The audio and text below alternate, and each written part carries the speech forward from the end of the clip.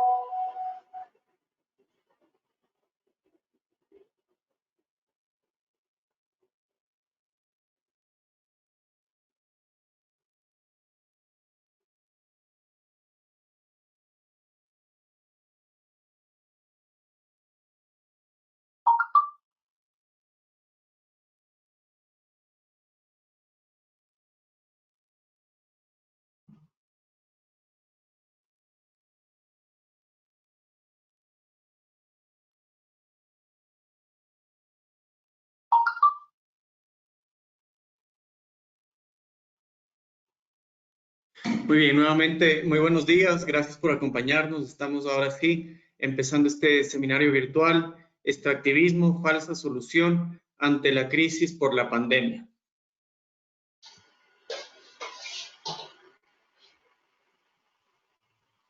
Como les decía, este es un evento, parte de una serie de 2 seminarios que la Asociación Interamericana para la Defensa del Ambiente, AIDA, que es una organización regional sin ánimo de lucro que trabaja con el derecho y la ciencia para proteger al ambiente y las comunidades en América Latina, ha organizado para llevar adelante una discusión profunda que busque dotar de datos científicos y económicos a las organizaciones que trabajan y que velan por la protección del ambiente, de las comunidades, en relación a esta idea de que el extractivismo puede ser una solución a la crisis económica que viene acarreando el continente, pero que se ha profundizado ahora con la pandemia por el COVID-19. La crisis sanitaria ha hecho que las economías de América Latina se contraigan de una forma como nunca antes se ha visto en la historia. Cepal unos datos alarmantes sobre el decrecimiento de la economía, sobre la contracción en nuestros países, y entonces hemos visto que es muy importante continuar una serie de seminarios que empezó ya en el 2018 para hablar sobre el tema del extractivismo, de la economía. Ustedes pueden ver en la pantalla algunos de los temas que tratamos en el año 2018. Todos estos están disponibles en la página de AIDA para que ustedes puedan profundizar en el conocimiento sobre este tema. En el 2019 también realizamos este tipo de eventos para continuar con la reflexión, para contar, como les decía hace un momento, con datos científicos, con análisis económicos claros que nos permitan desmentir esta idea de que el extractivismo, la explotación desmedida e indiscriminada de los recursos naturales con fines de ganancias económicas es lo que nos va a llevar a una recuperación económica. Entonces pueden ver ahí y acceder a nuestra página a algunos de los seminarios. En el año 2020 trabajamos ya en relación a la regulación ambiental minera en Mendoza, en Argentina, la geofísica más allá del extractivismo, la transición justa en relación al consumo de las materias primas en el norte.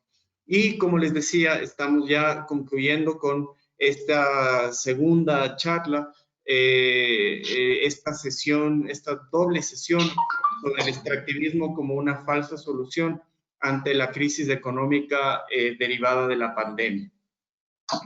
El día de hoy, entonces, nos encontramos para conversar sobre cómo en el contexto actual ha ido tomando fuerza en el discurso de los gobiernos de América Latina, que el hecho de que el extractivismo, en particular el minero, el energético, el petrolero, es la mejor alternativa para que nuestros países afronten la crisis económica.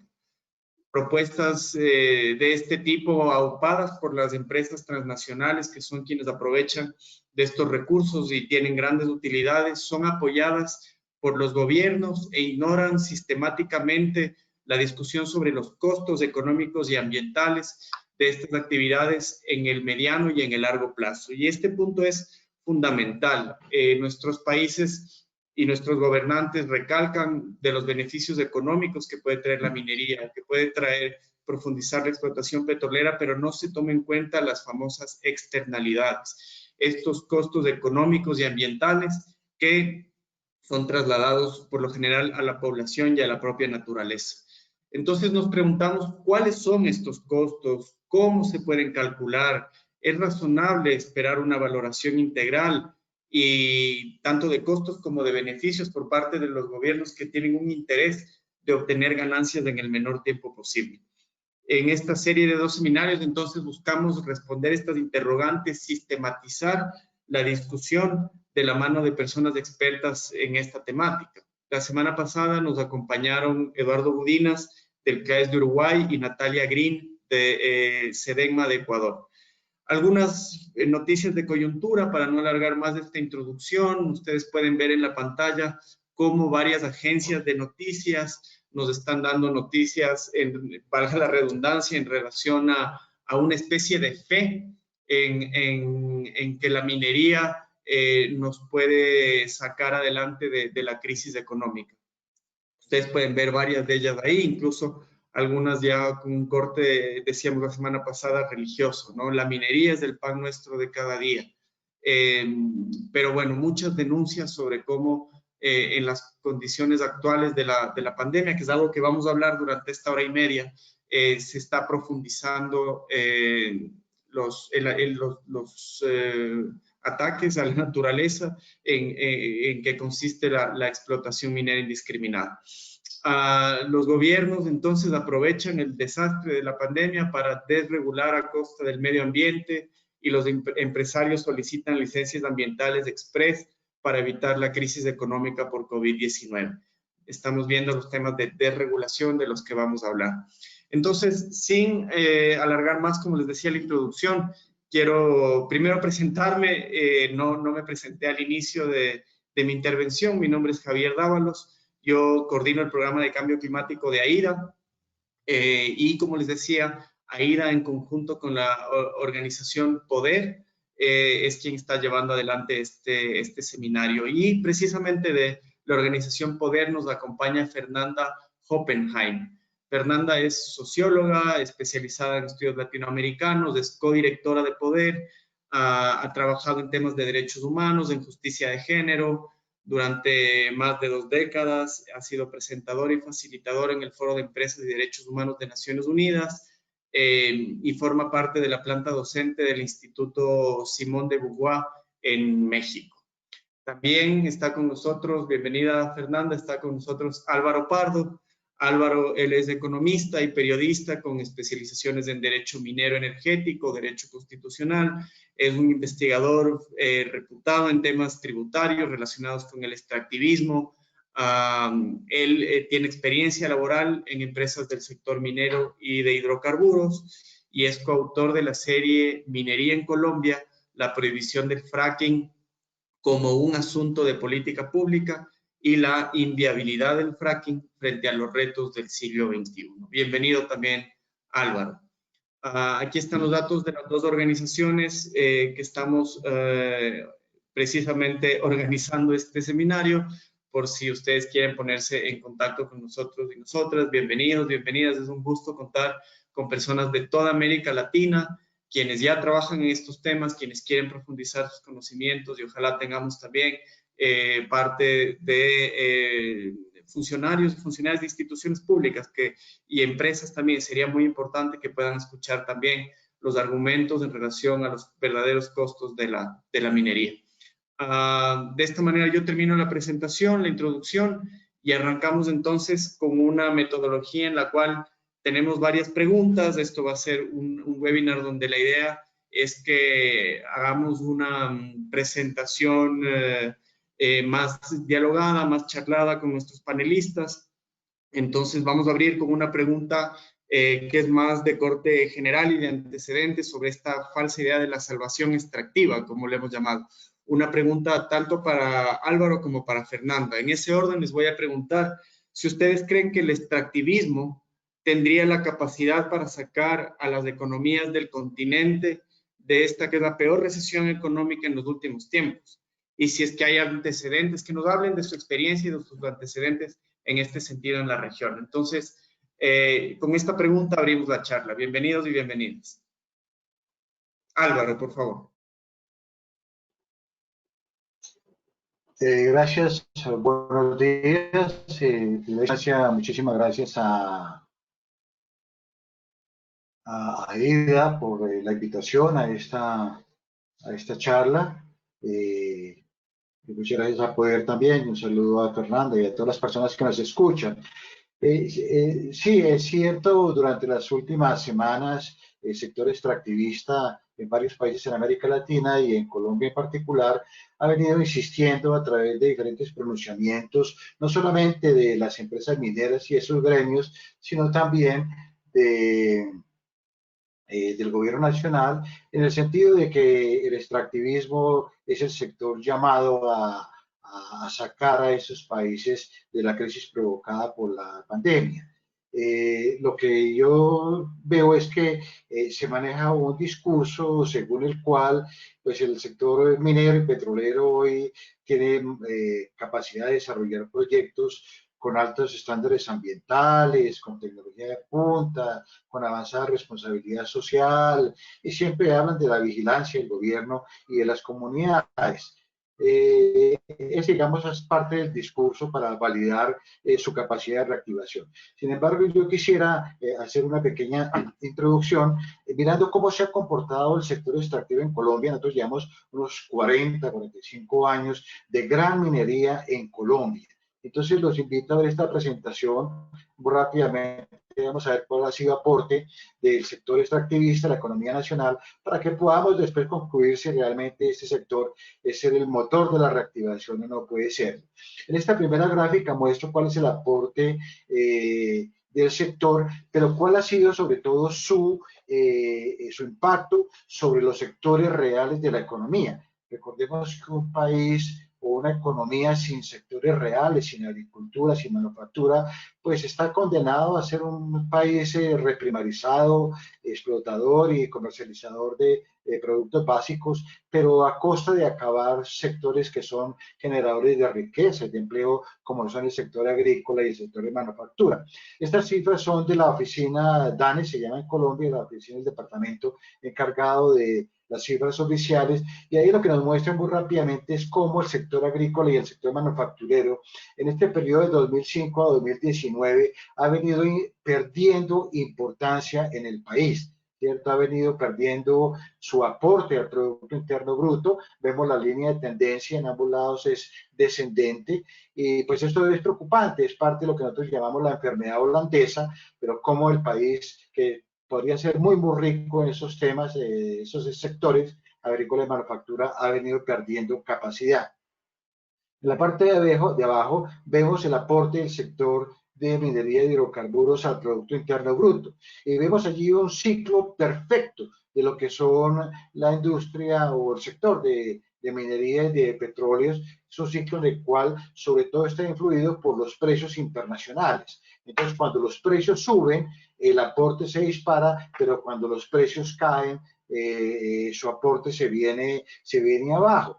De manera que lo que quiero significar con esto es que hoy por hoy no habría nadie en el mundo que esté pensando en que puede crear los cimientos o las bases de su economía amarrándola a un sector que es absolutamente volátil en los precios internacionales y en este momento también en cuanto a volumen, dado que ya hay países que vienen un poco descartando el carbón de su matriz energética, de manera que la demanda también está empezando a afectar. Pero lo que quiero significar acá es que digamos, no tiene sentido común, no es inteligente amarrar una economía a un sector que es volátil, como lo muestro ahí por su aporte al Producto Interno Bruto. Y en la segunda parte de abajo, pues muestro cómo se han comportado los diferentes sectores, un poco para ver que hay otros sectores de la economía que son mucho más importantes que el de minas y petróleos y que también tendrían capacidad por su alta generación de empleo, de sacar a la economía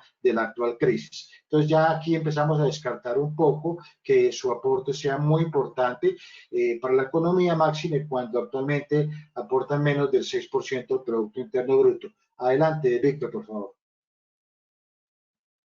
Aquí vemos el comportamiento nuevamente del sector de agricultura, manufactura, vemos la tendencia a la baja y vemos el ciclo del sector de minas y petróleos que desafortunadamente incide en el comportamiento general de la economía, de manera que cuando los precios caen, la economía se va al suelo. Siguiente, por favor.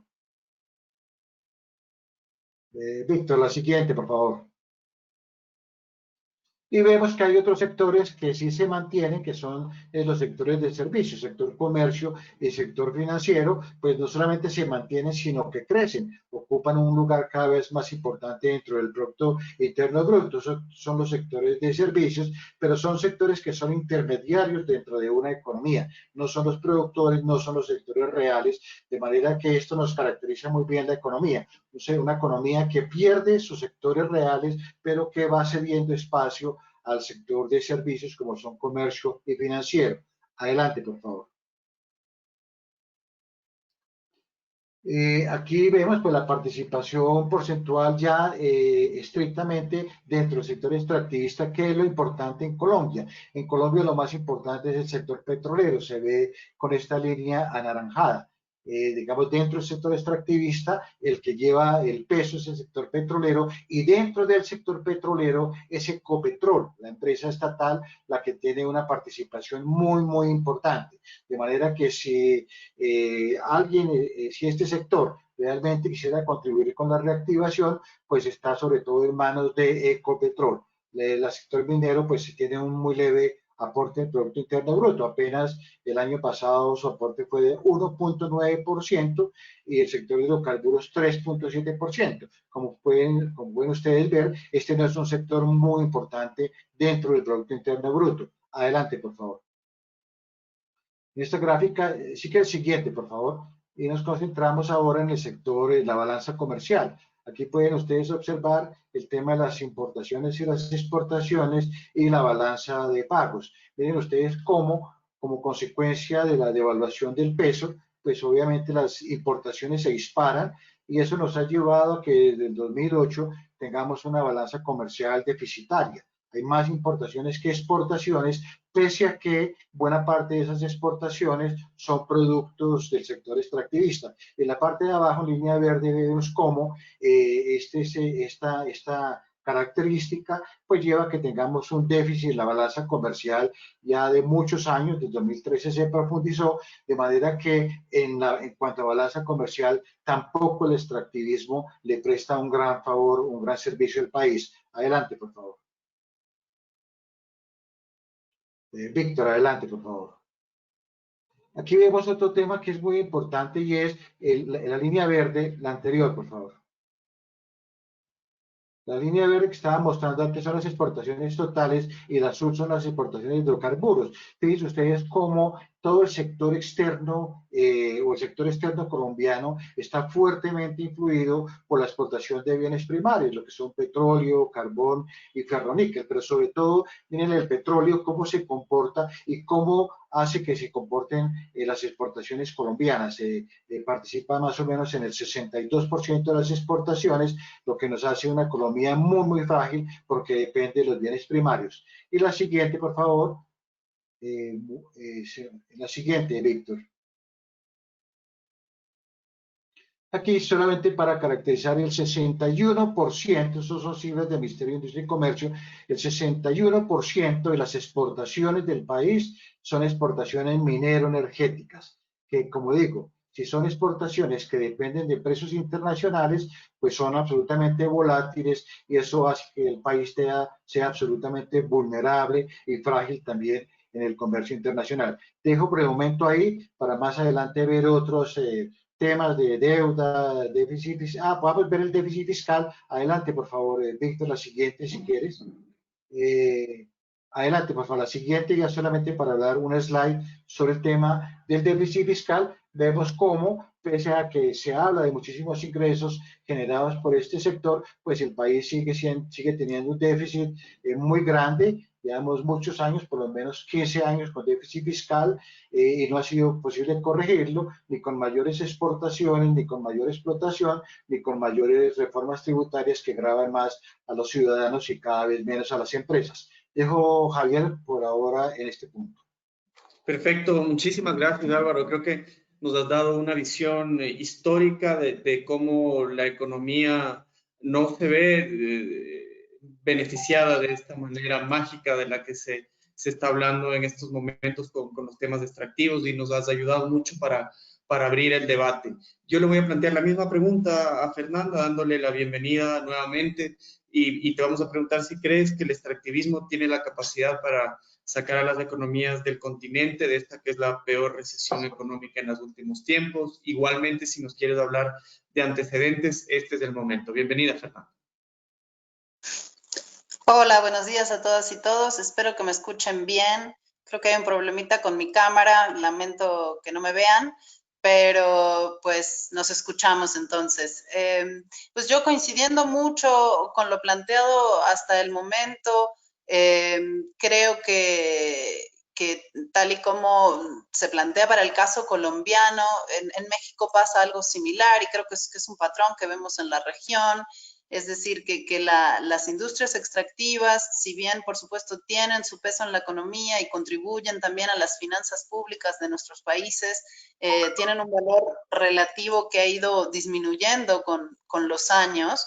Y en el caso de México, pues también tenemos a pues, la empresa productiva del Estado, Pemex, Petróleos Mexicanos, que es quien pues representa la mayor parte de lo que se produce en la industria de petróleo y gas en el país. Y pues allí también, como antecedente, se ha visto una caída bastante fuerte de la contribución de Pemex, de la producción de petróleo y gas al PIB mexicano. Esa caída ha sido franca y constante desde los 90 hasta la fecha, y actualmente para el año 2019 se calculaba que los ingresos de Pemex equivalían al un poco menos del 7% del PIB mexicano, ¿no? Entonces, esto, tal como comentábamos hace un instante, para el caso mexicano es similar al caso colombiano. La aportación a la economía mexicana de la industria petrolera ha ido cayendo.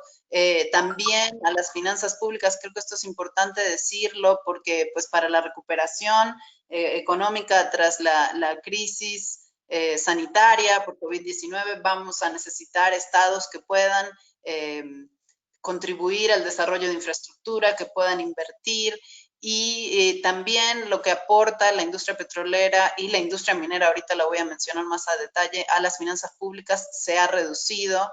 Pemex como tal llegó a suponer casi el 50% de los ingresos presupuestarios en 2018, en 2008, sin embargo esto también ha ido cayendo significativamente y se calculaba para el año 2018 que su aporte al fisco era más o menos del 16%.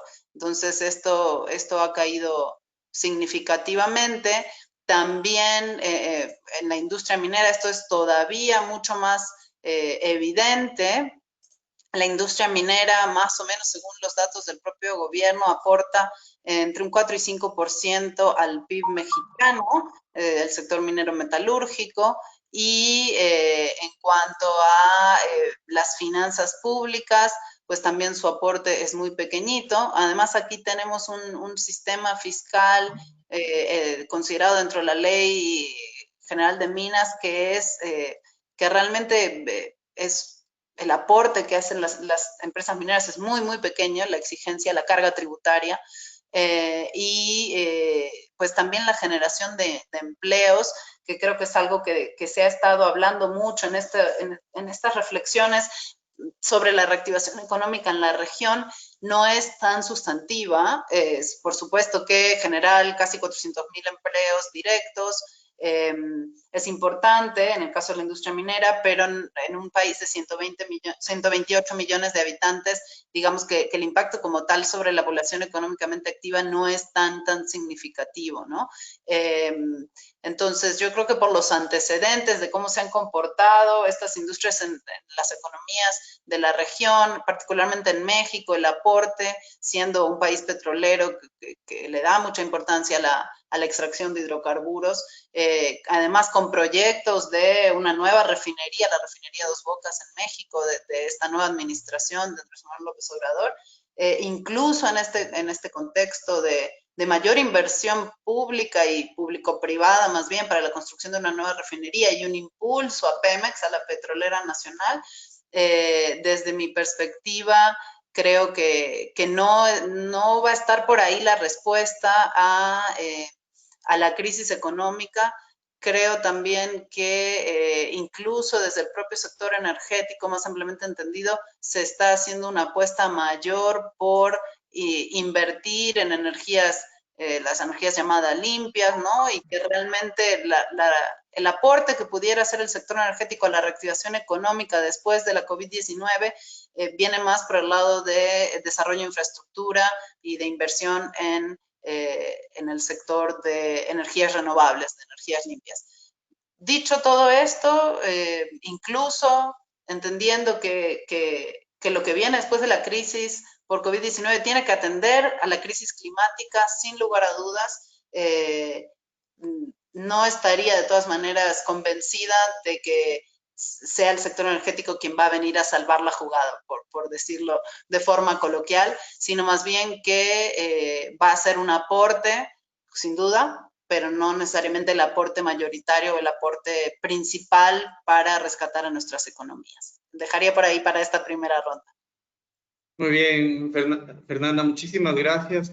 Has puesto en esta respuesta un elemento que es clave para pensar en cuáles pueden ser las medidas que los gobiernos deben adoptar para la recuperación económica. Y es que la crisis de la pandemia nos llegó en la mitad de la crisis climática. Estábamos atravesando el año 2000, iniciando el año 2020, que supuestamente era el año del impulso a la ambición climática para lograr las metas del Acuerdo de París, salir de un modelo basado en la energía fósil y para pasar hacia la profundización de las energías renovables. Ya he citado el caso de México, donde hay una gran preocupación ante el impulso del proyecto de la refinería de Dos Bocas, del impulso de la utilización de los combustibles fósiles y un retroceso importante en las políticas en relación a las energías renovables, que si bien no eran tal vez las ideales o las perfectas, se está dando pasos atrás en lugar de mejorar las políticas de renovables que venían creciendo con importante fuerza en México. Entonces, con estos antecedentes y estas puntualizaciones abrimos la conversación más hacia la coyuntura, hacia lo que está pasando en la actualidad. Los gobiernos de muchos países están tomando decisiones que no tienen control de otras ramas del poder público. En virtud de la emergencia sanitaria se han realizado decretos de emergencia o estados de excepción, incluso en los países latinoamericanos, que permiten que las decisiones del Ejecutivo sean mucho más, carezcan de control, digamos. Y algunas de ellas poco o nada tienen que ver con el manejo de la pandemia, sino que afectarían directamente a los derechos humanos, como mencionaba, por los graves impactos que tienen las industrias extractivas en los derechos de pueblos indígenas, por ejemplo, no tienen perspectiva de género. Y Fernanda, yo quisiera retomar ahora la conversación contigo para que nos hables un poco sobre cuáles son los impactos diferenciados que la industria extractiva tiende a tener con esta idea de que hablemos de la perspectiva de género y cómo se afectan los derechos humanos tradicionalmente, pero también ahora con estas decisiones en el marco de los estados de excepción. Entonces, vamos contigo primero, Fernanda, y luego Álvaro, por favor. Sí, claro, con muchísimo gusto. Pues este me parece un tema fundamental. Quizás para empezar, como dices, compartir un poquito, creo que probablemente sea de amplio conocimiento para el público que está aquí presente y para todos nosotros que estas no son industrias inocuas. Bueno, ninguna actividad humana lo es, pero particularmente son industrias que tienen en general historiales muy complejos de afectaciones a los derechos humanos y al medio ambiente, no solo, por supuesto, generando emisiones al ambiente, a la atmósfera, sino también emisiones contaminantes, sino también contaminando mediante, por ejemplo, algunos desastres. En el caso mexicano tenemos varios ejemplos. Tenemos el derrame de British Petroleum en 2010 en el Golfo de México, tenemos el ejemplo del derrame en el río Sonora, en el norte de México, un derrame minero de 40 millones de litros de sulfato de cobre en 2 ríos en el norte, en el estado de Sonora, causado por una empresa mexicana muy, muy grande que opera a nivel transnacional, Grupo México, etcétera. Podría citar otros para ejemplificar los impactos ambientales que tienen estas industrias de por sí en sus operaciones y además cuando ocurren esos accidentes que por lo general tienen que ver con negligencias o problemas en las operaciones. También tienen impactos en derechos humanos, por supuesto, y esos impactos, otra vez, tienen que entenderse desde una perspectiva local, comunitaria y también desde la perspectiva de género. Ahí yo quizás puntualizaría algunas cuestiones específicas en esto de los impactos diferenciados. Hay impactos en cuestiones laborales. De por sí también estas industrias, por ejemplo, en el caso de la minería, tienen conflictos con los sindicatos mineros en muchos casos, y estos conflictos los podemos ver en México, los podemos ver en Perú, los podemos ver en Chile, seguramente en Colombia, aunque no conozco tanto a profundidad del caso, pero Álvaro nos puede compartir mucho más eso. Y en cuanto a las mujeres, pues sí hay una discriminación, una brecha salarial muy clara y muy presente en general y en estas industrias en particular, violencia en el lugar de trabajo. Las mujeres también, frente a los proyectos extractivos, vivimos contextos de violencia muy diferentes. Las mujeres que están en las comunidades, las fuerzas de seguridad que protegen estos territorios, ejercen violencia contra las mujeres en muchos casos. violencia física, violencia sexual, también cuando hay aumento de conflictos socioambientales, que sabemos que estas industrias muchas veces están en conflicto o en disputa con las comunidades locales, indígenas o equiparables, sobre todo rurales, llegando a sus territorios sin procesos adecuados de consulta, debida diligencia, afectando sus medios de vida tradicional, capturando sus tierras, su territorio, desplazando a las comunidades, pues allí también desde la perspectiva de género hay un impacto específico sobre las mujeres cuando aumenta la violencia y aumenta el conflicto a nivel comunitario, estos conflictos llamados socioambientales. Muchas veces también cuando estos proyectos llegan a los territorios se generan problemas de acceso a servicios básicos, en parte por el desplazamiento, pero temas de acceso al agua, por ejemplo, al saneamiento, a la atención a la salud, y todo eso genera una carga extra en las mujeres, y ahorita en el contexto de la COVID pues también lo podemos ver de forma muy, muy presente en la atención y el cuidado de las personas que se están enfermando, y también en asumir el cuidado, por ejemplo, de niños y niñas por la falta de escuelas, ¿no? Y esto en las comunidades mineras, en las comunidades petroleras, que se les llama, donde están estos proyectos, se ve muy presente, y a mí me preocupa mucho en particular, también desde esa perspectiva de género, que estas empresas sean las que ahorita están ocupando o queriendo ocupar roles que le corresponden al Estado, en el sentido de proveer clínicas o de proveer otros servicios a las comunidades, y por lo tanto también generar cierto ruido o cierto aumento de la conflictividad. Creo que es muy importante que se incorpore la perspectiva de género también en la solución, que se le brinden las políticas que desarrollen los estados para salir de esta crisis, y me parece que desde la perspectiva sanitaria, pero también desde la perspectiva económica, si no se incorpora realmente un enfoque, una visión desde los derechos humanos y desde la perspectiva de género, vamos a estar cojeando, ¿no? No creo que los gobiernos de los países estén teniendo en cuenta esto. Por ejemplo, cuando restringen la movilidad de las personas, se están de alguna manera afectando sus derechos humanos, más allá de que, bueno, es necesario cuidarnos, e intentar quedarnos en casa para que no se propaguen los contagios. Cuando hay aumento del control policial, por ejemplo, yo creo que ahí podemos ver en la respuesta a la emergencia sanitaria distintas afectaciones a los derechos humanos, a la vida específicamente de las mujeres, otra vez en esta sobrecarga de cuidados, en este aumento de la violencia y la conflictividad en muchas comunidades. Y entonces tendrían que ser parte de la solución. También de la solución desde el punto de vista económico. Pareciera que los números y los derechos no se hablan, o fueran de dos ámbitos diferentes, y que todo lo que se está pensando ahorita en materia de política pública tiene que ver con cómo reactivamos la economía, en qué industrias invertimos, dónde se pueden hacer estos rescates. En algunos países se está hablando de paquetes económicos para rescatar a ciertas industrias, y nada de esto trae perspectiva de derechos humanos o perspectiva de género. Entonces, a mí me preocupa particularmente, como decías tú, esta alta concentración de poder, ¿no? Estas medidas pseudoautoritarias que están tomando muchos estados para el control de la pandemia, y también que las respuestas económicas para la reactivación económica no incluyan esta perspectiva.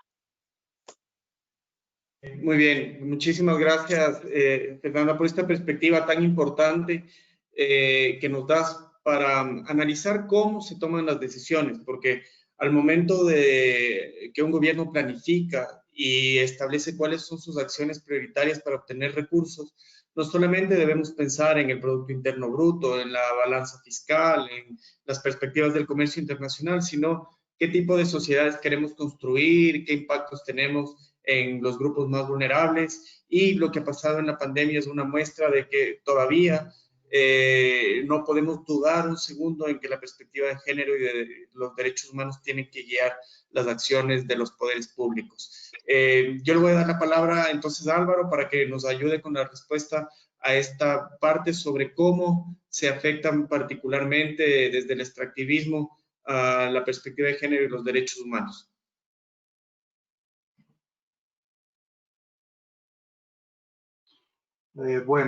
Quisiera continuar con la presentación, quedan unos pocos slides, solamente para mostrar cómo sería un error monumental pensar en que el extractivismo hoy va a ser la salida a la crisis de la pandemia en todas sus dimensiones, en lo económico, en lo social, en lo ambiental, en temas de género, temas de derechos humanos. Víctor, ¿me puedes ayudar con la presentación, por favor?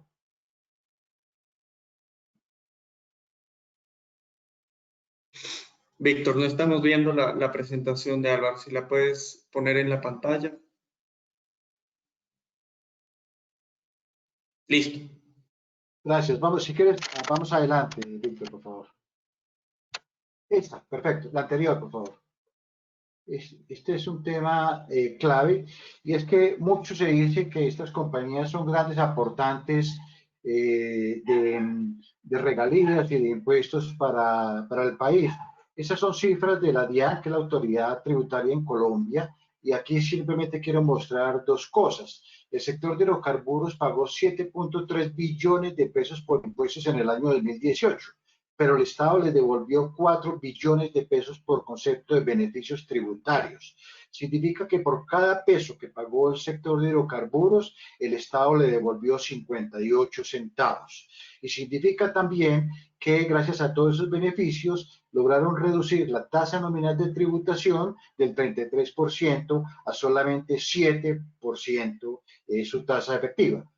Adelante vemos temas mineros. La siguiente, por favor. Aquí vemos el sector minero, lo mismo, el impuesto a cargo en el 2018, el impuesto de renta fue de 1.8 billones de pesos. Y por beneficios tributarios el Estado les devolvió 1.3 billones de pesos. Significa que por cada peso que el sector minero colombiano, conformado por grandes multinacionales especialmente, por cada peso que pagaron por impuesto de renta, el Estado les devolvió 70 centavos. Y gracias a todos esos beneficios tributarios que estas empresas tienen, logran reducir su tasa nominal de impuestos del 33% a solamente 5.9%. Esta es la razón por la cual Colombia vive y el gobierno nacional central vive en una situación de déficit permanente, ¿cierto? Déficit fiscal permanente que no ha podido superar pese a las reformas tributarias que graban cada vez más a los trabajadores y a las personas independientes, pero tampoco pues tiene recursos para el gasto social. De manera que estas empresas son también responsables del grave problema de inequidad y de pobreza en Colombia. Adelante, por favor. Adelante, por favor. Vamos a salir rápido de esta parte. Adelante, por favor, Víctor. Aquí está el tema de empleo. Una de las cosas que viven diciendo sus discursos en sus reportajes es que este sector hay que reactivarlo porque es un generador importante de empleo.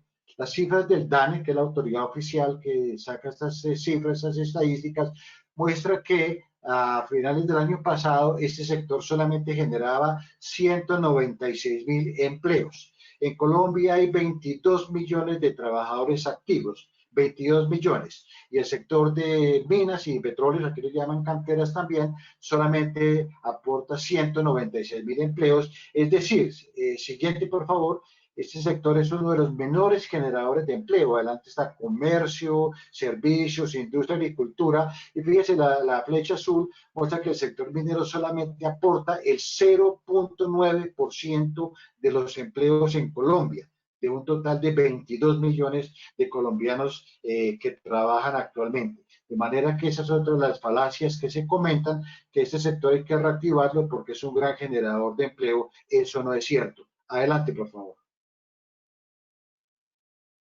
Las regalías que pagan, pues son significativas porque son recursos que van para las entidades territoriales, en su mayoría municipios y departamentos muy pobres, de manera que estos recursos pues, son importantes para ellos.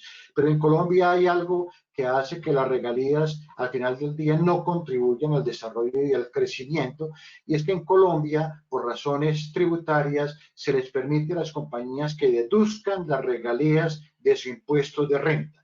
De manera que lo que le pagan al Estado o lo que nos pagan a todos los colombianos por concepto de explotación de los recursos naturales no renovables, estas compañías lo recuperan por la vía tributaria. Se los devolvemos. Nuestros recursos los están llevando a muy bajo costo.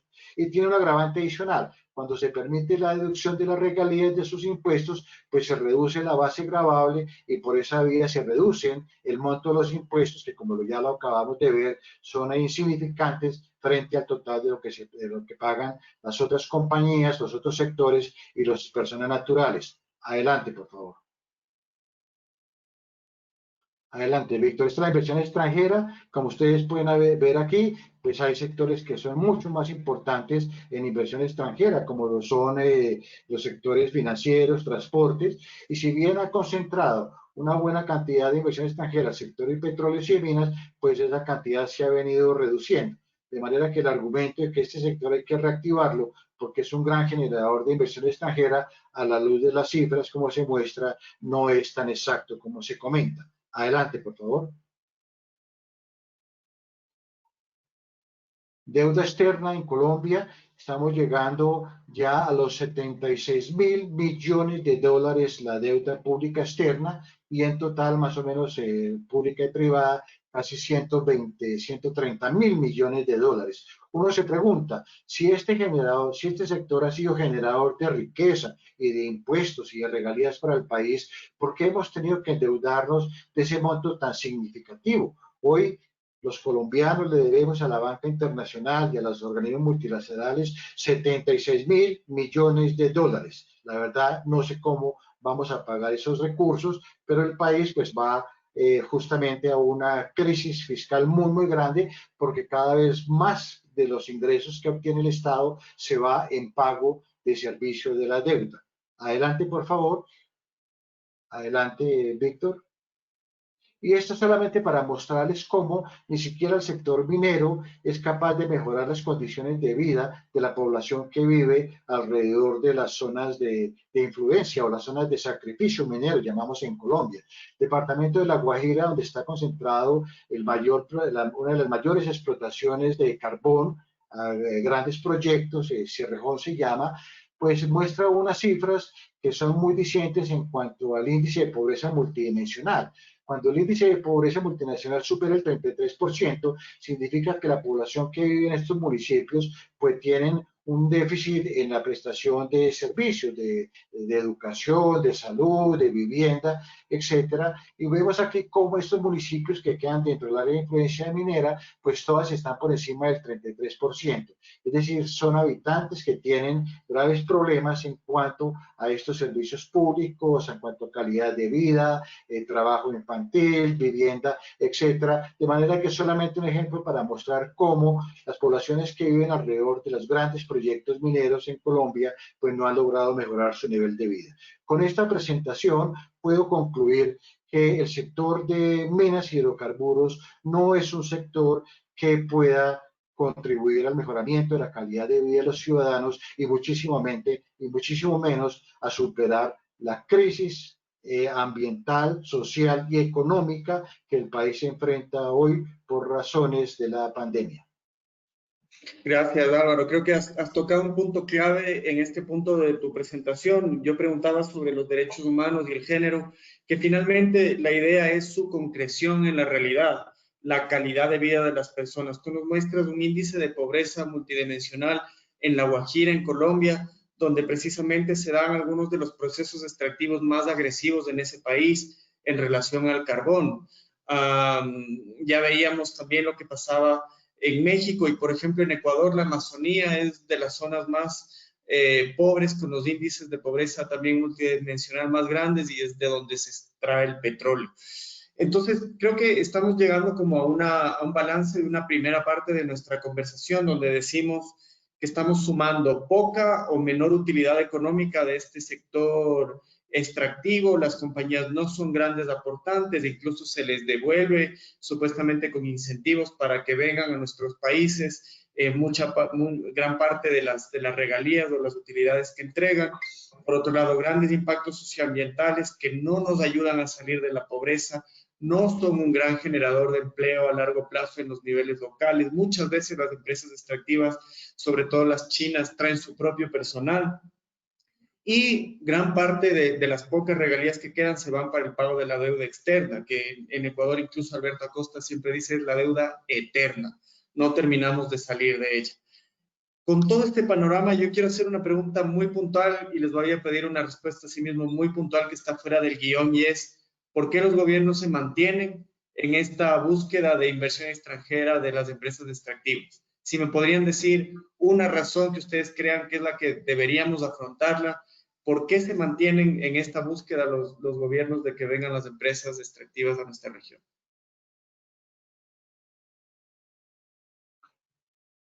¿A quién le preguntas, Javier? Arranca tú, Álvaro, y luego Fernando. Bueno, perfecto. Listo. Mi respuesta es la siguiente. Desafortunadamente, en Colombia, como creo que en todos los países en América Latina, o en su mayoría por lo menos, la autoridad minera especialmente ha sido capturada por las empresas mineras y por los gremios. Y se han capturado instancias decisorias dentro del Estado que han ido definiendo la política minera que ha sido funcional a los intereses de las grandes multinacionales. De manera que las decisiones que sigue tomando el Estado están inspiradas en el interés particular de las grandes compañías mineras, y el Estado ha dejado de lado su función constitucional y es diseñar políticas en función del interés general. Es por esta razón que Colombia hoy vive una nueva fase del extractivismo. Es una nueva fase que es mucho más agresiva, mucho más violenta, con un ejecutivo que pareciera un dictador, ¿cierto?, que impone decisiones desde el centro de la ciudad sobre los territorios sin consultar a las autoridades y a las comunidades en las regiones. Pero lo peor de esto es que la imposición del extractivismo por la fuerza. Ustedes deben conocer los enormes índices de violencia, el asesinato de líderes civiles, la persecución de sindicalistas, etcétera, que son en Colombia algo aberrante y un ejemplo infame para América Latina y para el mundo de cómo se persiguen a todas las personas que se oponen al extractivismo, que se oponen a la captura del Estado, etcétera. Entonces es una nueva fase del extractivismo, un Estado capturado por estas empresas, pero es un extractivismo que se llega a las regiones de una forma mucho más violenta. Muy concreto, Álvaro. Muchísimas gracias por esta respuesta. La captura de las instituciones y de las políticas por parte de los intereses particulares y estados con institucionalidad débil que ceden ante estos intereses. Fernanda, ¿cuál es tu punto de vista y muy concreto, por qué los estados siguen creyendo que el extractivismo es la salvación? Pues yo no podría estar más de acuerdo con Álvaro en el tema de la captura. Nosotros trabajamos siempre desde la perspectiva de la captura corporativa del Estado, entendiendo que hay intereses económicos, un poder económico del gran capital transnacional que está interfiriendo en el actuar de nuestros estados. Creo que no es la excepción para las industrias extractivas, sobre todo energéticas, pero también mineras.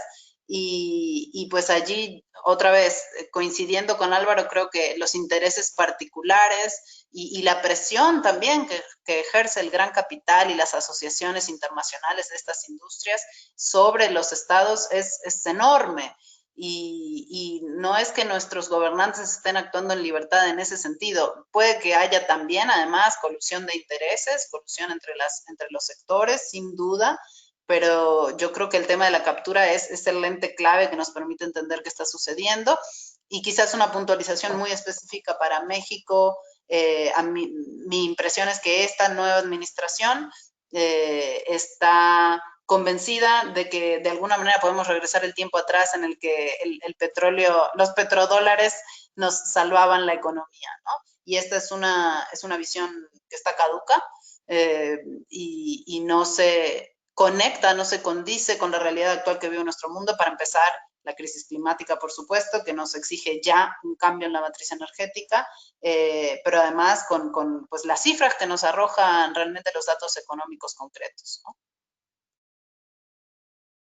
Aporte interesantísimo también, Fernanda, porque tal vez para nosotras es evidente que no podemos basar el desarrollo en los combustibles fósiles, en el extractivismo a gran escala, pero tal vez no todo el mundo comparte esa visión y por eso estos espacios son tan importantes y todos los datos económicos y sociales que ustedes nos están brindando ayudan para extender esta visión que nosotras y nosotros como ya conocemos.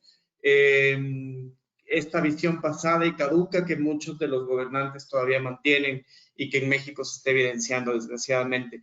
Eso me da lugar ya a que en esta última media hora de nuestra conversación podamos hacer respuestas tal vez igualmente muy concretas para preguntas puntuales que tengo para ustedes. La primera es sobre este tema del poder, ¿no? Y ahí quiero conversar contigo, Fernanda, en relación al trabajo de tu organización. El poder de las compañías está haciendo que estén incluso exigiendo beneficios tributarios y apoyos directos de los gobiernos, que a pesar de la falta de recursos, o precisamente por eso, suelen acceder.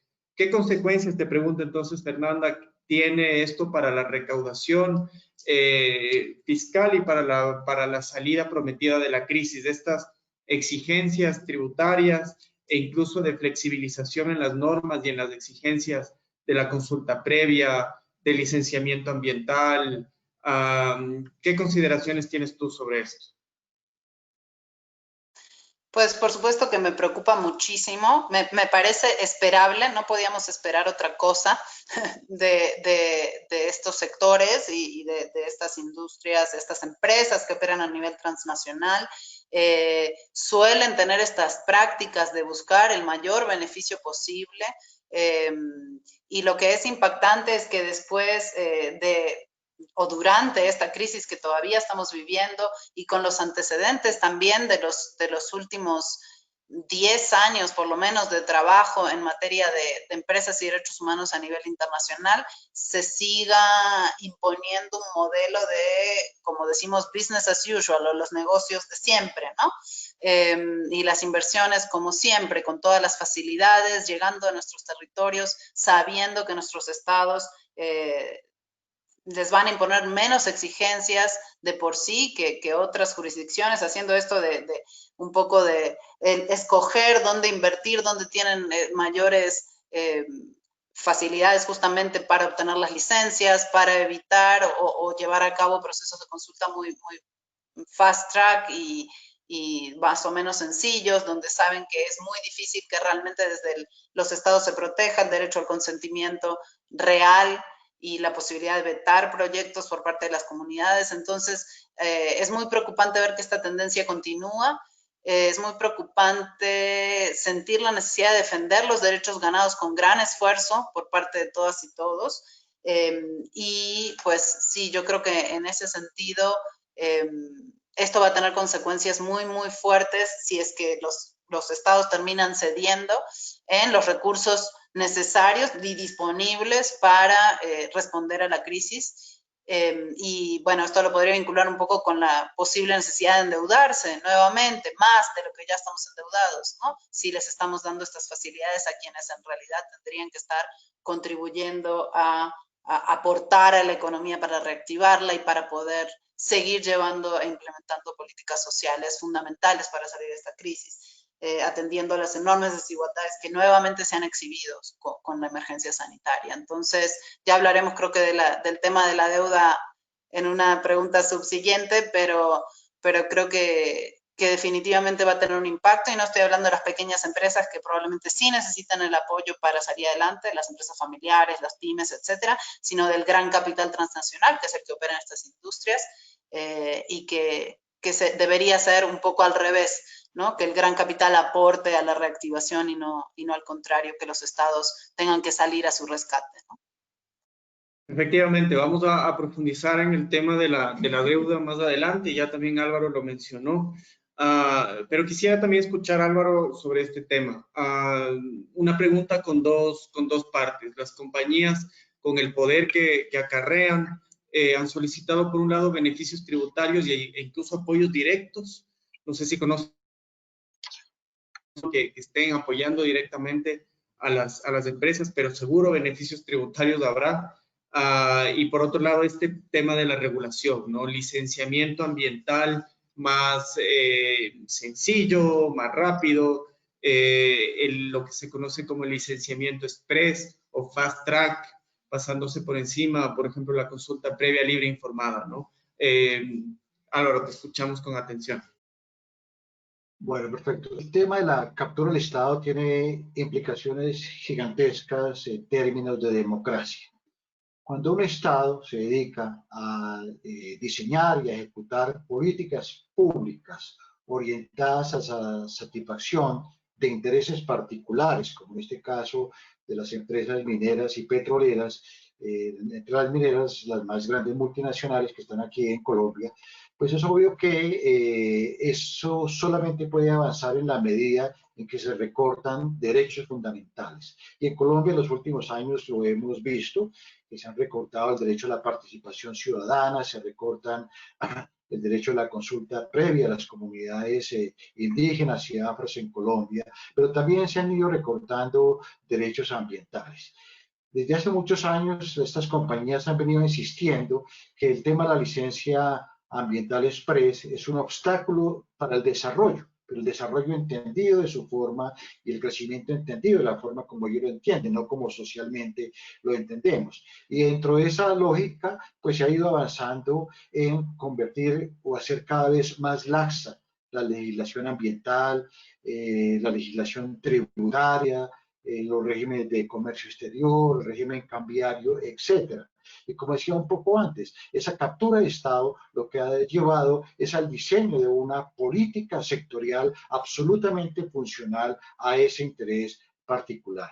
De manera que la pandemia va a ser pues un quiebre gigantesco, sobre todo en el tema de que nos lleva a que los ciudadanos reflexionemos si es válido ese modelo en el cual miles de millones de ciudadanos del mundo, en estado precario, en cuanto a sus necesidades, en temas sociales, ambientales, culturales, económicos, si es válido que miles de millones de ciudadanos en el mundo continúen trabajando y patrocinando que estemos acabando con el planeta, acabando con nuestros recursos para que una minoría sea próspera. Yo creo que ese es un tema fundamental que la pandemia nos lleva a pensar.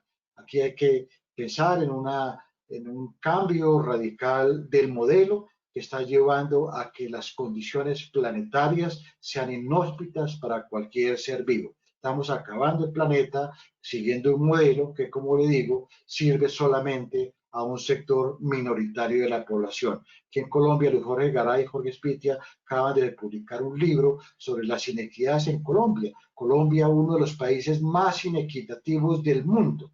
Entonces, el problema no es solamente de lo poco que nos dejan las compañías mineras y petroleras privadas en Colombia, porque sí quiero destacar, Ecopetrol como empresa del Estado, pues es un gran aportante de impuestos, de regalías, de dividendos para el Estado, además que presta un servicio fundamental que es la distribución de combustibles e insumos. Pero ese es un esquema que ya está mandado a recoger. Hoy lo que nos llama y lo que nos convoca en el mundo es la eliminación de los combustibles fósiles, a una transición muy rápida hacia las energías limpias, al restablecimiento de la democracia, a las bases democráticas que por lo menos están en nuestra Constitución de 1991, al restablecimiento de los derechos fundamentales, el derecho a la vida, tan protuberantemente desconocido en Colombia, el derecho a la participación ciudadana, los derechos económicos, sociales, culturales y ambientales a los cuales Colombia ha adherido, de manera que todo ese restablecimiento de democracia, cambio del modelo, energías limpias,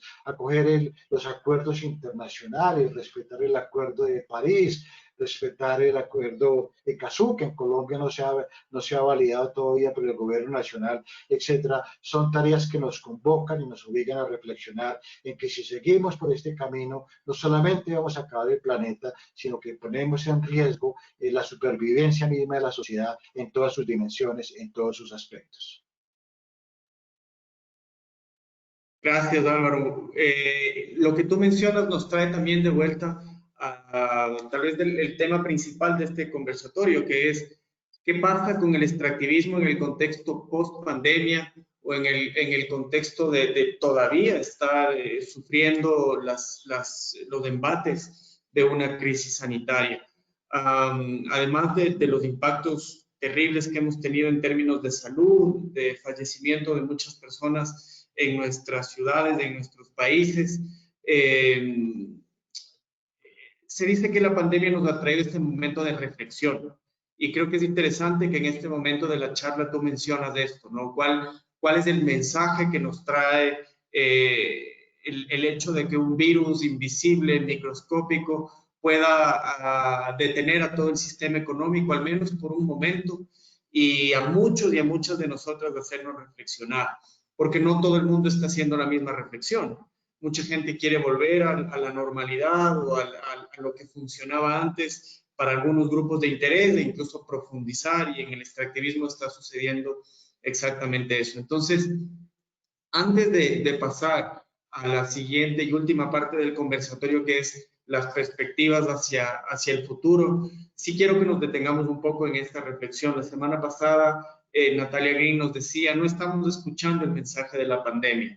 ¿Y este mensaje cuál es? Que la humanidad es solamente uno de los seres que habita este planeta y que deberíamos enmarcar nuestra economía en los procesos naturales y no llevar adelante estos procesos tan agresivos para la extracción de minerales, para la extracción de petróleo a través del fracking, por ejemplo, o de gas, o la quema intensiva del carbón, que afectan a los ciclos naturales del planeta, causan la crisis climática.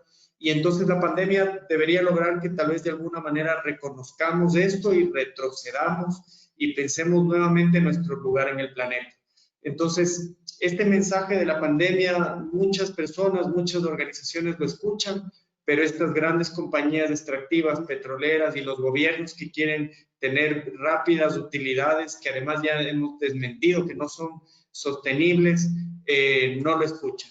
Entonces, reflexionemos un poquito sobre esto del mensaje de la pandemia, también de forma muy concreta.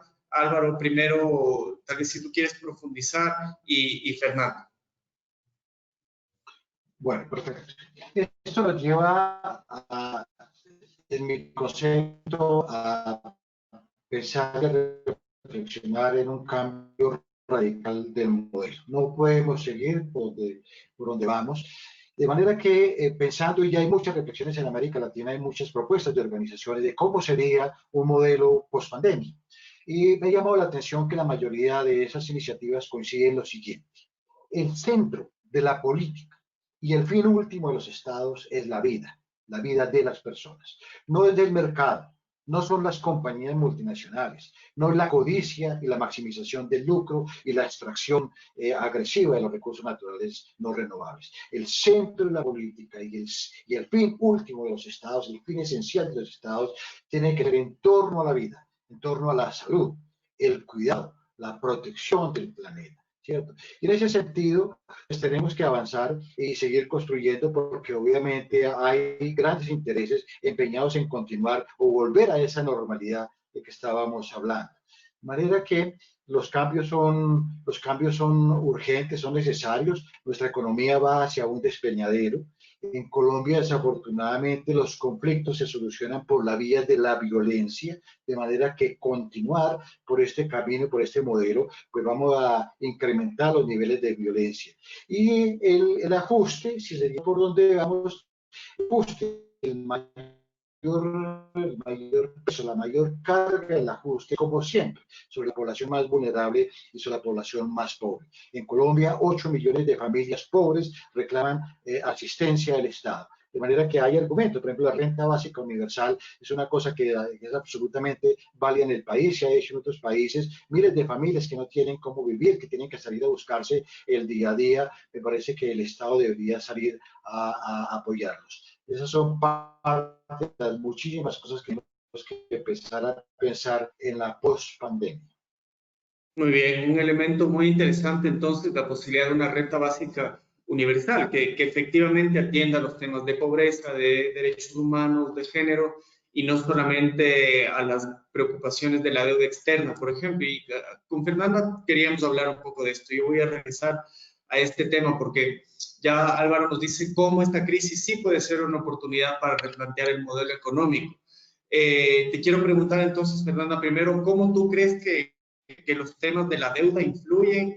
El gobierno ecuatoriano ha estado muy contento en los últimos días porque el lunes anunció una una renegociación de la deuda con muchos de sus acreedores, aumento de plazos, se ha perdonado una parte del capital y lo anunciaron como un punto muy importante que si bien vale la pena reconocer, nos gustaría que tal vez el gobierno anuncie que se va a dedicar a profundizar las energías renovables, la democratización energética, la renta básica universal, pero digamos en Latinoamérica lastimosamente no estamos todavía en ese momento de la discusión. Entonces, Fernanda, ¿qué piensas tú de este tema de cómo influye todo lo de la deuda en relación a las políticas económicas de nuestros países? Y también te adelanto la pregunta, ¿qué crees que debería cambiar en una nueva concepción de la economía? Sí, claro que sí. Justo el tema de la deuda una cuestión clave, central en los debates en este contexto de las posibles salidas a la crisis generada por la pandemia. Hay instituciones financieras como el FMI ya poniendo a disposición líneas de crédito flexibles y otros esquemas para que los países se sigan endeudando. La letra chica dice que les van a exigir que continúen con los ajustes estructurales para poder obtener estas líneas de crédito o estos préstamos. Entonces, seguimos con un modelo que busca reducir la capacidad de los estados de hacer su trabajo y eso es altamente preocupante.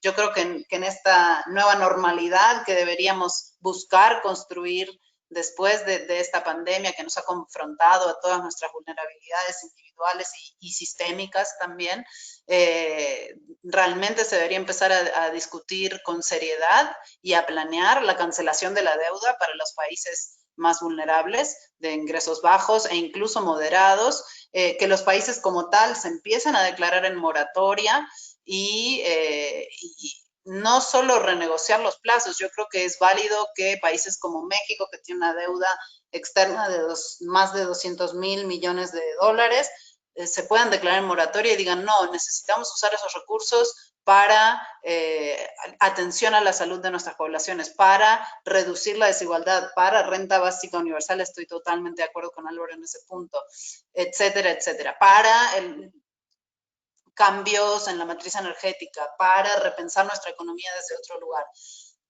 Creo que eso es una cuestión fundamental que tenemos que estar poniendo sobre la mesa. También que si las instituciones financieras internacionales, sobre todo los bancos de desarrollo, realmente van a seguir dando ciertas facilidades a los estados para que financien su recuperación económica, entonces que estas políticas de préstamo realmente implementen todas las salvaguardas y las obligaciones en materia de derechos humanos y protecciones ambientales como nunca antes. Entonces creo que todo el esquema de deuda realmente es cuestionable y debería estar sobre la mesa cuestionándose de forma contundente por parte de sociedad civil y de los estados y de la academia, etcétera. Creo también que justo en esto de buscar una recuperación justa, por llamarle de alguna manera, tenemos que estar cuestionando el tema de las políticas fiscales. Hay una campaña internacional que se llama Tax the Rich, o sea, graben el patrimonio y el capital de las personas más ricas del mundo y redistribuyan, ¿no? Entonces me parece que va a ser fundamental también replantear la cuestión fiscal y el poder grabar, terminar con las exenciones fiscales para las grandes empresas y grabar al gran capital de forma en que tengamos recursos como estados para redistribuir y para reducir sustancialmente las desigualdades. Además, por supuesto, de priorizar los derechos humanos y la protección ambiental en todas las políticas que se desarrollan y las estrategias que se desarrollan para salir de esta crisis. Y creo fundamental también que se debería dar prioridad a modelos alternativos económicos que podemos aprender de muchas comunidades a lo largo y ancho del mundo, que están basados en la solidaridad, en la cooperación, en el apoyo mutuo, las economías participativas, la economía circular. Hay distintos modelos que se han estado impulsando desde distintos sectores, sobre todo ciudadanos y comunitarios, que van a ser clave para repensar cómo queremos que nuestros sistemas económicos funcionen. O sea, este sistema habría que implotarlo y rearmarlo, para ser honesta. Entonces, va a ser difícil hacer eso, muy, muy difícil que suceda, pero sí es posible tomar lo mejor de los ejemplos que ya se están impulsando, ¿no? Y crear sistemas universales de salud que garanticen que haya realmente atención a las personas. Este virus no se va a ir, vamos a tener que aprender a convivir con él, y entonces cuestionar realmente qué son bienes públicos, por ejemplo, la ciencia, que no debería estar en manos de unas pocas farmacéuticas que ahorita están desarrollando supuestamente la vacuna o el medicamento específico, etcétera. Es decir, hay distintas aristas que para mí tienen que ver con esto, cuestionar el tema de la deuda, con reformas fiscales radicales realmente, y con mirar a modelos alternativos para construir otro tipo de economías. Gracias, Fernanda. Muchos elementos importantes adicionales para este sueño de la construcción de un sistema diferente, ¿no? Además de la renta básica universal, la moratoria de la deuda, los impuestos a los más ricos, sistemas universales de salud, la consideración de los bienes públicos globales, ¿no? Tú mencionabas a la ciencia, y entre los bienes públicos globales también está el clima, está la atmósfera. Donde no podemos perder de vista, como ya en algún momento de esta conversación señalamos la relación entre la crisis sanitaria y la crisis climática global. Y en este contexto ya nos quedan 10 minutos. La última pregunta que voy a ir planteando para que después tengamos un momento para el cierre de esta charla es: ¿ustedes cómo ven el tema del extractivismo y también el de las alternativas al extractivismo en el contexto global? En Europa se ha planteado el Green Deal como un pacto para la transición de la economía europea hacia una economía descarbonizada, y también en los Estados Unidos algunas partes del Partido Demócrata y muchos sectores de la sociedad civil plantean el Green New Deal como este cambio en las políticas públicas también. Desde el sur, en cambio, estamos proponiendo la recuperación transformadora, el pacto ecosocial desde el sur, obviamente reconocer las luchas tradicionales de los pueblos indígenas, de las organizaciones y movimientos sociales que han impulsado estos temas ya desde hace muchos años. Pero estamos en un contexto global de recuperación económica. ¿Cómo entonces ustedes ven tanto el extractivismo como las alternativas? Un elemento final para la reflexión es que se dice, por ejemplo, que para concretar el Green New Deal en los Estados Unidos se requeriría explotar litio para las energías solares renovables que vendría del sur global. Les pongo este ejemplo. Entonces, ¿ustedes cómo ven tanto la situación actual como las alternativas en un contexto global?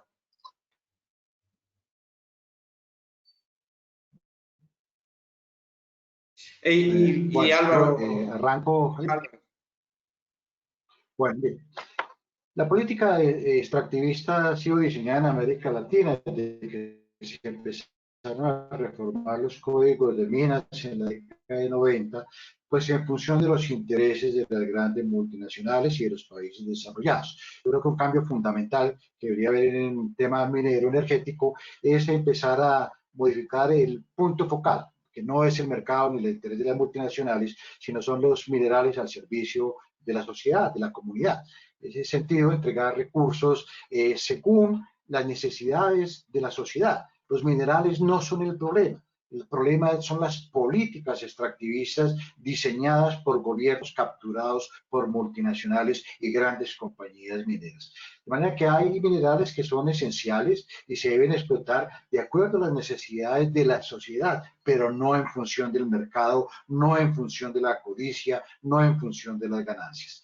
Ese sería el primer tema en cuanto a recursos. El otro tema es que empezar a pensar en la alternativa, ya como estaba comentando, hay muchas personas que están trabajando pensando en cómo sería un modelo más allá de la pandemia, que sea un modelo armónico con el medio ambiente, que permita superar los problemas del cambio climático, dar cumplimiento a las metas del Acuerdo de París, etcétera, ¿cierto? Y ahí pues están hablando de cosas que vienen de las bases, de las mismas bases de las comunidades, pensando en cómo su producción, cómo pueden hacer trueques, etcétera. En Colombia ya hay una población que se llama Cajamarca, de donde sacaron a Anglo Gola Ashanti hace unos años, hoy la comunidad está pensando en eso. En cuanto a la deuda, yo pienso muchísimo que América Latina se devolvió 40 años.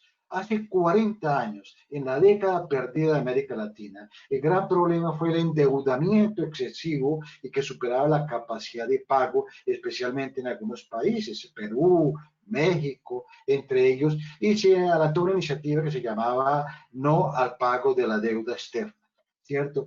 Hoy a Colombia la deuda es 76 mil millones de dólares. Yo la verdad no sé de dónde están esos recursos. Me causa mucha curiosidad que una cifra semejante es el monto de recursos que algunos colombianos tienen en paraísos fiscales, pero que el país haya cambiado protuberantemente, que haya mejorado su infraestructura, que haya cambiado el nivel de vida de la mayoría de los ciudadanos, pues esa plata no se ve. De manera que me parece ético, moralmente válido, ¿cierto? Renegociar esa deuda, desconocer la deuda que el gobierno no tendría cómo explicar cómo llegó y en qué se invirtió, y hoy está acelerando el endeudamiento externo con el argumento de atender la pandemia, y vamos a salir muy mal librados con unos montos de deuda muchísimo más grandes. Pero todo esto orientado, yo creo que en función de volver al centro de la política y al fin esencial del Estado, el tema de la vida.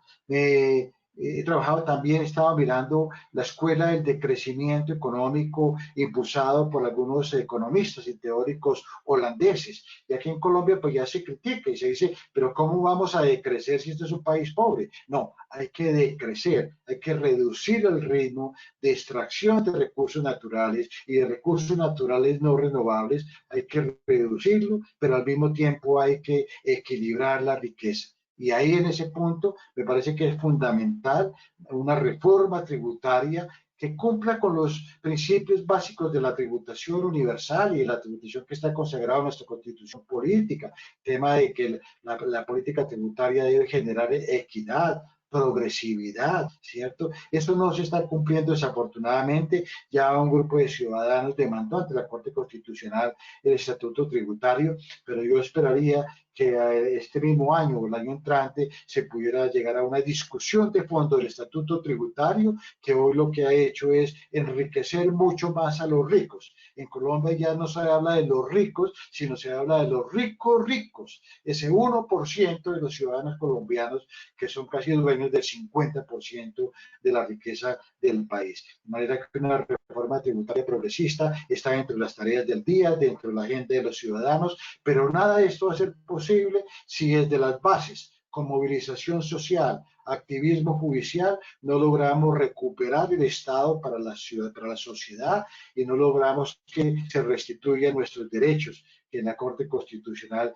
desafortunadamente han ido perdiendo alcances, entre ellos los derechos fundamentales, el derecho a la vida, el derecho a la participación y el derecho de las comunidades étnicas.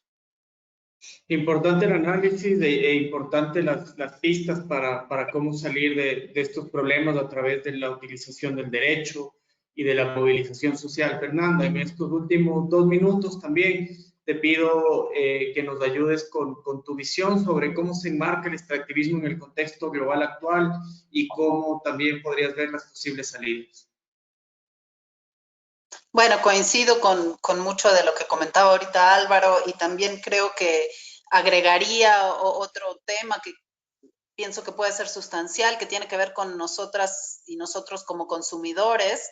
Creo que, digamos, mucho de lo que se extrae también se utiliza para nuestro consumo voraz de electrónicos, para, bueno, joyería, etcétera, distintas cuestiones que como consumidores todavía podemos controlar. En muchos de los minerales que se extraen en la minería se utilizan para otras industrias, pues también creo que como consumidores y consumidoras, y también en cuanto a petróleo, gas y cuánto consumimos de energía, cuánto nos movilizamos en coche, etcétera.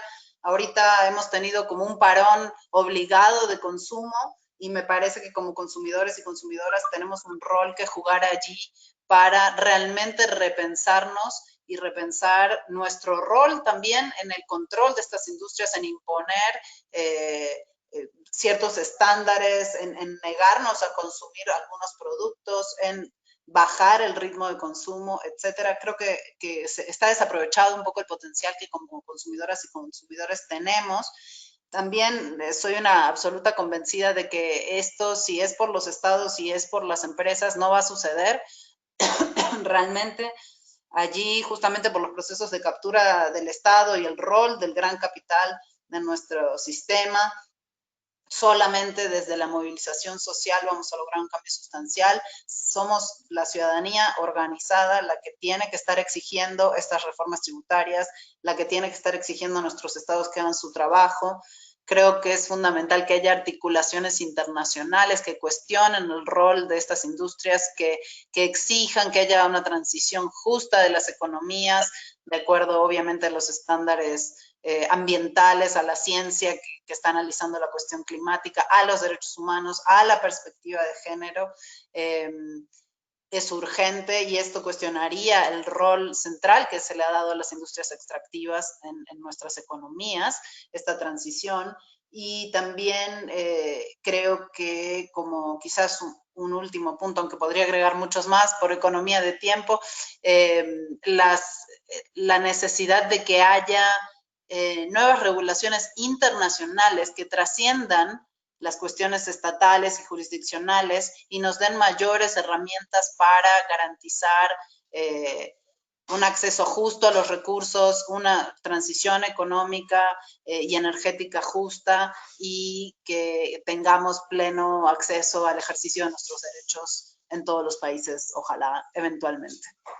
Gracias. Claro que sí. Muchas gracias, Fernanda. No nos queda más tiempo. Yo solamente quiero rescatar la fuerza de los argumentos que ustedes han presentado, Fernanda y Álvaro, desde su experiencia y desde su conocimiento. Nos ayudan para fundamentar lo que debe ser una transición justa en la región. Quiero agradecer a todas las personas que nos han seguido en toda América Latina y ojalá también en otras partes del mundo a este seminario. Están las páginas y las redes sociales de AIDA y de Poder para que ustedes puedan seguir nuestro trabajo y podamos colaborar para lograr este futuro que todos y todas soñamos para nuestro presente y para las futuras generaciones. Muchísimas gracias por haber estado con nosotros. Vamos a dejar la grabación en la página de AIDA de este seminario si la quieren compartir y vamos a pronto a sistematizar la primera y esta segunda sobre extractivismo como falsa solución a la crisis de la pandemia. Nuevamente, muchísimas gracias y que tengan un excelente día. Muchas gracias.